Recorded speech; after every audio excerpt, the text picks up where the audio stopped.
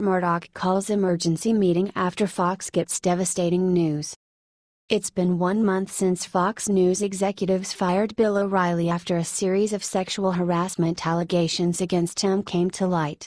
However, this move has just come back to bite them in a big way. Breitbart reported that Fox News ratings have plummeted this month, and the network has gone into panic mode after MSNBC won the key demo, 25-54, during weeknights for the first time in 7 years last week. The Rachel Maddow Show, The Last Word with Lawrence O'Donnell and The 11th Hour with Brian Williams each finished first in their time slot, something that nobody at Fox ever saw coming. Fox News CEO Rupert Murdoch has reportedly called 2 emergency meetings today to address this situation. The meetings are to be held in 2 shifts at Studio F so that the entire staff at Fox can be accommodated. During the meetings, Murdoch will discuss both the company's plans for a new newsroom and its overall direction and future. Murdoch is hoping the meetings will rally the troops in the face of the challenges. This comes after the New York Daily News reported that O'Reilly is currently being scouted by various conservative media outlets who hope to create a potent competitor to Fox News. Bill O'Reilly has been nothing short of a powerhouse in cable news. "We have received thousands of requests to add Mr. O'Reilly to our team," said Charles Herring, CEO of San Diego-based One America Network. "I'm sure several national cable news networks have expressed strong interest in Mr. O'Reilly, and One America News is no exception, but we have no further comments at this time." Sources say O'Reilly is also being pursued by Sinclair, a huge right-leaning broadcaster that owns 170 TV stations, including Chicago's superstation WGN. Sinclair struck a $3.9 million deal this month to buy Tribune Media and its 42 stations, and executives are trying to turn WGN into a conservative all-news network to compete with Fox.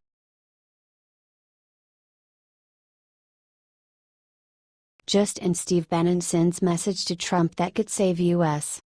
It's been a rough week for Donald Trump and his administration.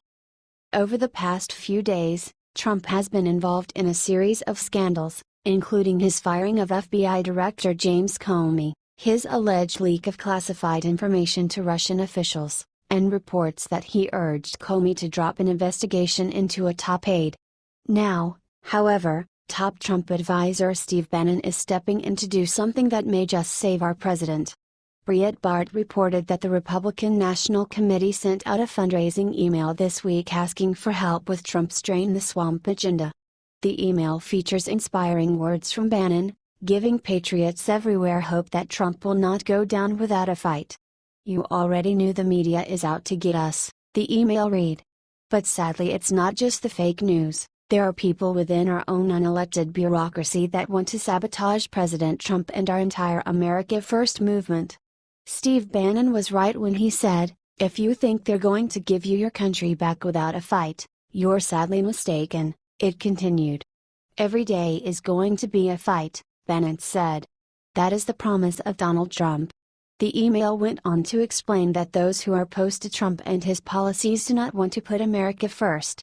They want it to be special interests first to enrich themselves, all while the citizens of our country remain an afterthought, the email said.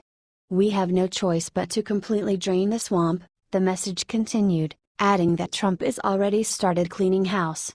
"But every day will be an uphill battle, and we need to be prepared to go into the trenches to fight back," the email concluded.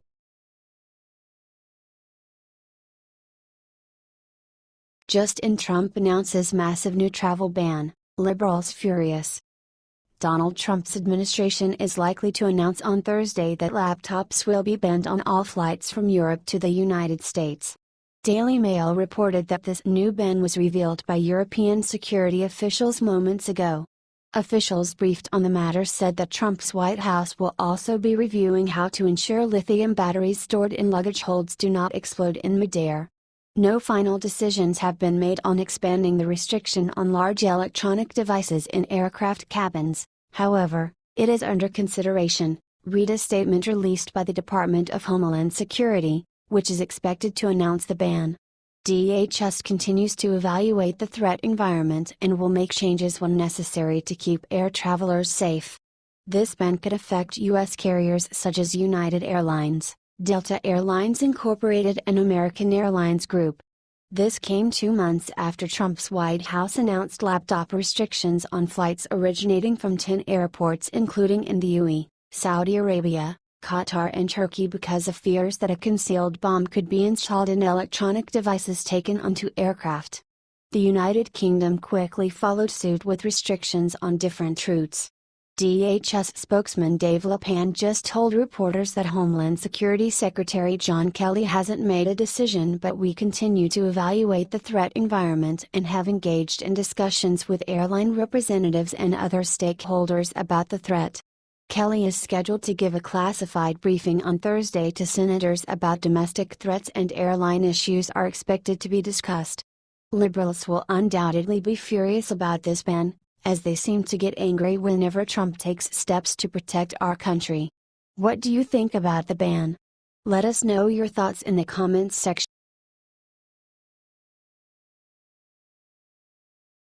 Justin Trump officially replaces Comey with. President Trump fired James Comey, head of the FBI, yesterday afternoon.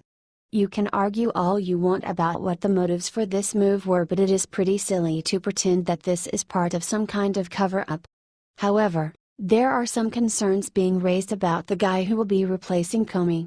The announced replacement has Clinton fingerprints all over him. Andrew McCabe will replace Comey, at least for now, until Trump finds a more permanent replacement.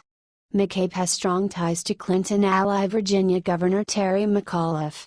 McCabe was previously the deputy FBI director, and following President Trump's dismissal of James Comey, he will be in charge of the nation's preeminent law enforcement agency. The White House said Tuesday that the search for a new FBI director will begin immediately. Until the administration finds this director, a man strongly connected to the Democratic Party will be in charge. The Democratic Virginia Governor's PAC donated $467,500 to McCabe's wife Jill McCabe's 2015 state Senate campaign. The Virginia Democratic Party also spent a little over $200,000 on the campaign.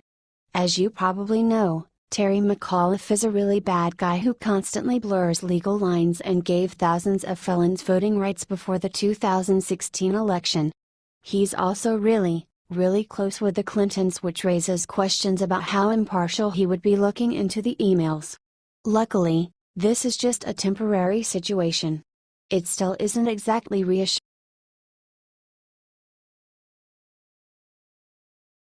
Legendary designer defends Melania after fashion world abandons her. After Donald Trump won the presidential election, many fashion designers turned their backs on his wife Melania, saying they would boycott his presidency by refusing to dress her. That's why Alessandro Michele, the creative director for Gucci, has found himself in hot water for dressing both Melania and Kellyanne Conway. Now, Michele is firing back at detractors who criticized him for what he did by taking a major stand for the First Lady. "We have all kinds of customers. To be against something or someone, it's a dangerous thing," Michele explained, according to the UK Express. "It's easy to be against your enemy, but if you give them a big hug." He went on to say that he has no interest in courting controversy, and instead simply finds people who are different from him to be interesting. "The more you are different, the more interesting. The more you are not like me, the more I want to get to know more about you," he said. "I'm very curious. I feel more comfortable surrounded by people not like me." Michele does not seem to be a Trump supporter, yet he is open-minded enough to actually give the president and his family a chance. This is in stark contrast to how most liberals have behaved, as they have been showing how closed-minded they are by trying to blacklist the Trumps and everyone who supports.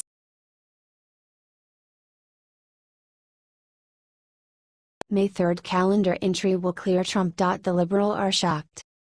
After the Washington Post wrote a story attacking Trump again led the public out of course. The Post said that FBI Director James Comey has a written memo in which said that Trump asked him to drop the investigation on former administration member Michael Flynn, despite a clear claim to the contrary by Comey's successor, acting FBI Director Andrew McCabe. What's even more disturbing than that is the fact that the Post claimed anonymous sources backed up its statements, but didn't provide any evidence. Take a look at one part of the story. "I hope you can let this go," Trump said, according to the Comey notes, which were described by the Associates. Comey's written account of the meeting is 2 pages long and highly detailed, the Associates said. "This guy said, according to notes that we don't actually have and were only allegedly described to us, is hardly solid, hard-hitting journalism." Even though Comey never denied this allegation about Trump, on May 3 he said that he was never asked from authority to stop investigation during his time as FBI director. When he was asked if senior DOJ officials asked the FBI to drop an investigation, Comey said, "It's not happened in my experience," according to the Washington Post. The Post statement doesn't mean that much, seeing that there is an actual on-record statement by acting FBI Director Andrew McCabe that flies right in the face of these unsubstantiated accusations. Senator Marco Rubio asked McCabe before the Senate Intelligence Committee whether or not the firing of former FBI Director James Comey in any way impeded, interrupted, stopped or negatively impacted any of the work, any investigation, or any ongoing projects at the Federal Bureau of Investigation. McCabe gave a remarkable answer saying, "As you know, Senator, the work of the men and women of the FBI continues despite any changes in circumstance, any decisions, so there has been no effort to impede our investigation to date." The Washington Post then stated, "It's unclear from the questioning if McCabe was talking solely about the consequences of Comey's abrupt firing, or referring to a specific investigation on Trump's associates for possible connections to Russian officials."